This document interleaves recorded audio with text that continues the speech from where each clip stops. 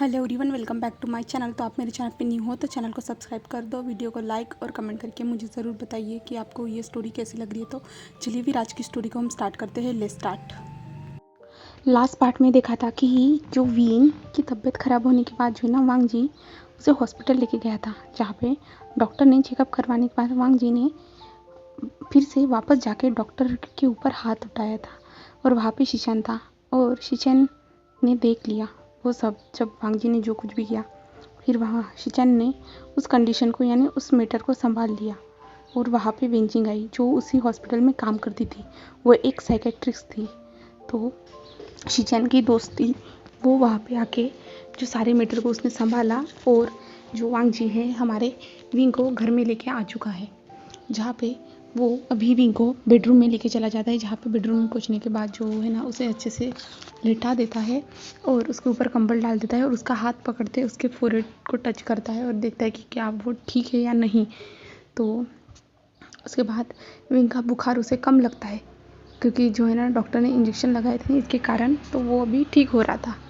और वांग जी फ्रेश होता है। फ्रेश होने के बाद जो है ना, विंग को हक करके वो वैसे ही सो जाता है। तो अभी हमें जो है ना मॉर्निंग का सीन दिखाया जाता है, जहाँ पे विंग की आंखें खुलती है और विंग आंखें खोलता है और वो जो है ना बेड पे किसी को भी नहीं पाता है। वो उठता है और धीरे से उठने के बाद जो है ना, वो दूसरी ओर देखता है, यानी विंडो की ओर देखता है और देखता है कि टाइम हो चुका है करके। वो वॉच भी देखता है जो टेबल पे रखी हुई थी लैम्प के साइड में। उस वॉच को देखने के बाद वो देखता है कि बहुत ज़्यादा टाइम हो चुका है करके।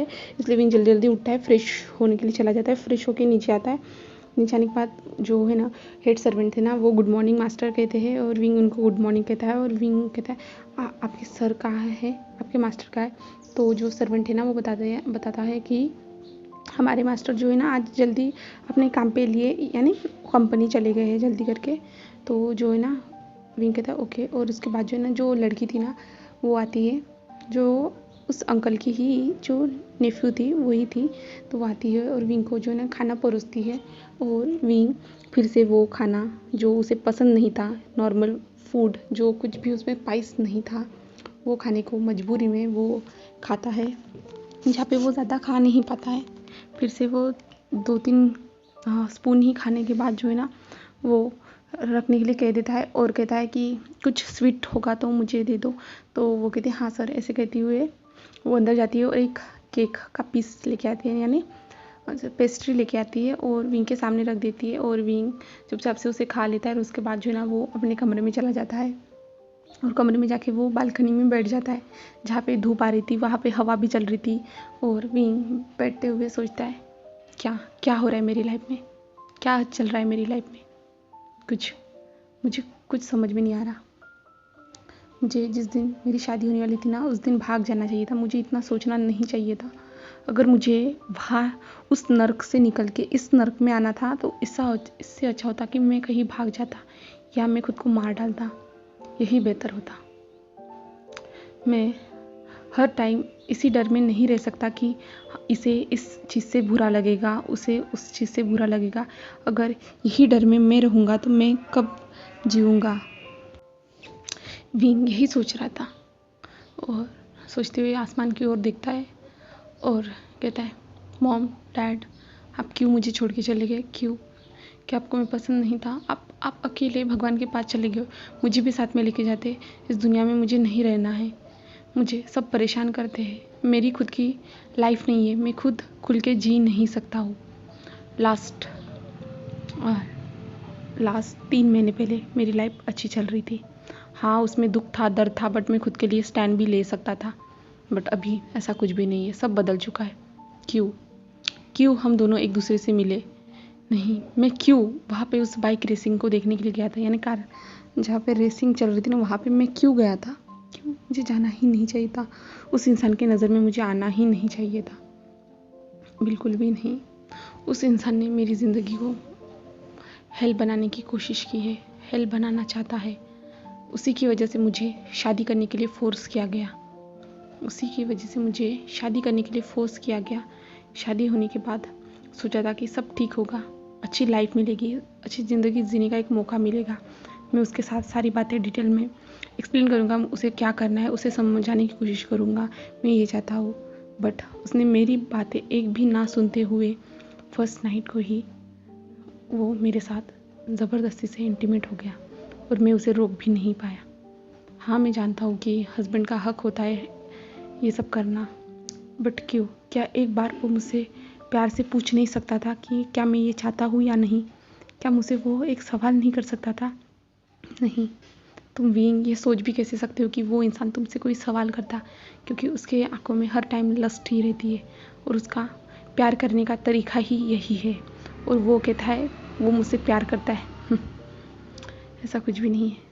ऐसे बीइंग आंखें बंद करते हुए सोच रहा था और कुछ टाइम के बाद जो है ना विंग के रूम का डोर ओपन होता है जहाँ पे लानवांग जी आता है। लानवांग जी आने के बाद जो है ना बेड की ओर देखता है जहाँ पे विंग तो नहीं था, तो लानवांग जी कमरे की इधर उधर देखता है तो वो देखता है कि बालकनी के पास जो है ना विंग चेयर पे बैठा हुआ है करके। तो जो है ना वांग जी वहाँ पे जाता है और वांग जी जाने के बाद जो है ना विंग के पास खड़ा होता है और विंग के फोरहेड को जो है ना जल्दी से टच करता है, जिसके बाद विंग धीरे झट से आंखें खोलता है और डर जाता है क्योंकि अचानक से किसी ने आके उसके सर को टच किया ना, इसके कारण वो डर जाता है।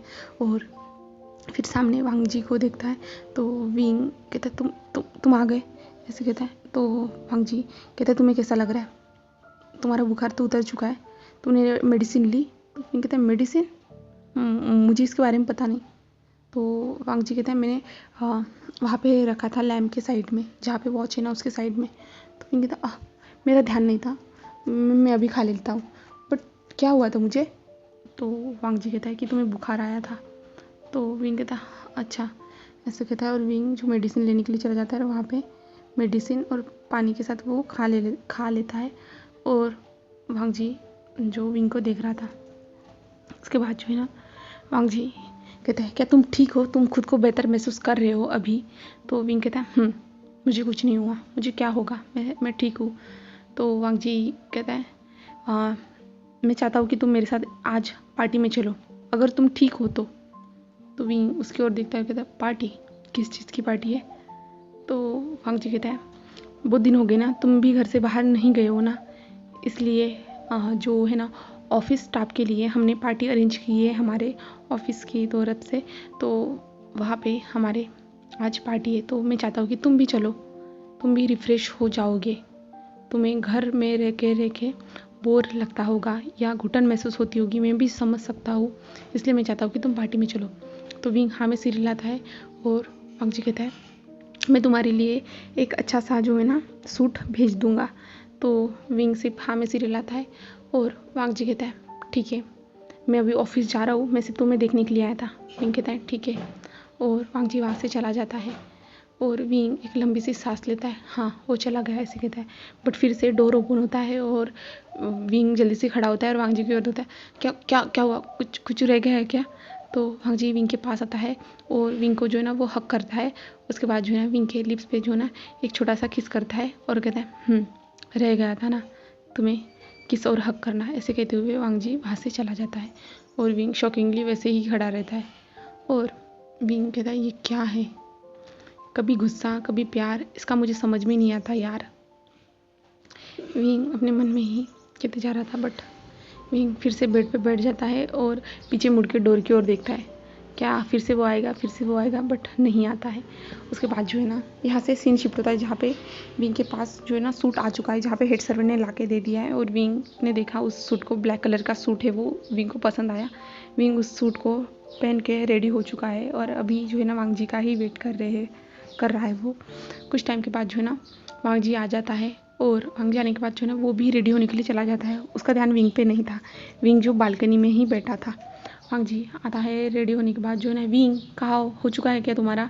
तो विंग खड़ा होता है और वांग जी के सामने आ जाता है और विंग सामने आके वांग जी के खड़े हो जाता है और वांग जी जो कंटिन्यूसली विंग को ही देख रहा था क्योंकि विंग उस ब्लैक सूट में बहुत ज़्यादा ही हॉट लग रहा था और जो उसने ज्वेलरी सिल्वर कलर की वेयर की थी ना वो भी और भी ज़्यादा अट्रैक्टिव, उसका हेयर स्टाइल, उसकी स्माइल ऊपर से वो बहुत ज़्यादा ही अट्रैक्टिव हॉट सेक्सी मॉडल जैसे दिख रहा था।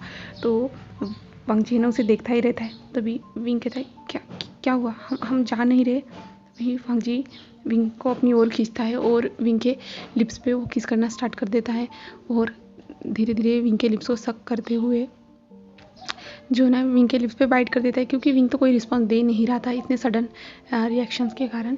तो जो है ना वांग जी लिप्स पे बाइट करने के बाद